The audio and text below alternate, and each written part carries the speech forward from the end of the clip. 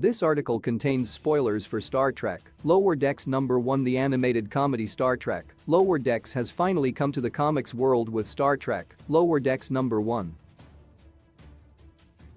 Ryan North and Chris Finoglio team up to deliver a premiere issue that perfectly captures the humor and thrills of the Star Trek franchise's zaniest entry. Star Trek: Lower Decks is a Paramount Plus series that follows the crew of the USS Cerritos, a Federation ship primarily responsible for second contact, the boring bureaucratic stuff that comes after first contact. But things are never dull for the Cerritos ensigns that serve on the titular lower decks of the ship. Star Trek: Lower Decks comic tie-in was announced over the summer from IDW, and that writer Ryan North, The Unbeatable Squirrel Girl, Adventure Time, and illustrator Chris Finoglio, The X-Files, Origins, Orphan Black, were signed on to adapt the quirky Star Trek property for its first comic outing. For North and Finoglio's first foray into the world of Lower Decks, they hit the ground running. As always, the Cerritos command crew is handling the important things, in this case a dispute between the Soterrans and the Catalans. Meanwhile, Ensigns Boimler, Mariner, and Tendi are unwinding on the holodeck during their downtime. While Captain Picard's Dixon Hill fantasy is good enough for Boimler, Mariner opts for a scenario with a little more edge. She pulls up the scenario from the classic Star Trek, the Generation episode Elementary, Dear Data, that created a sentient version of James Moriarty.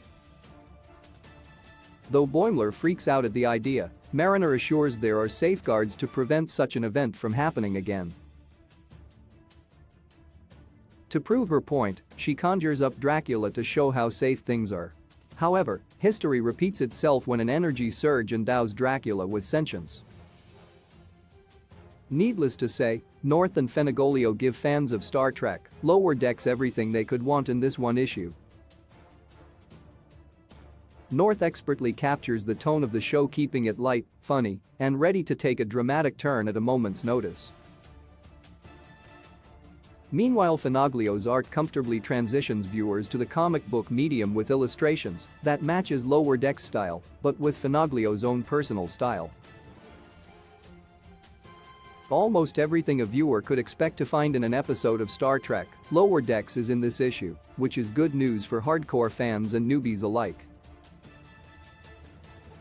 One of the best things about Lower Decks is that it doesn't require deep Star Trek knowledge to be entertaining. It's always been an accessible show that's simply more rewarding for fans who can recognize its more deep-cut references.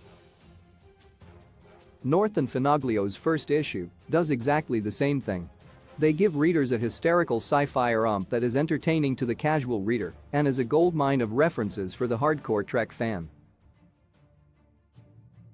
Whether lifelong fan of the franchise or just starting out, Ryan North and Chris Finoglio's Star Trek: Lower Decks #1 is a must-read for any fan of sci-fi comedy.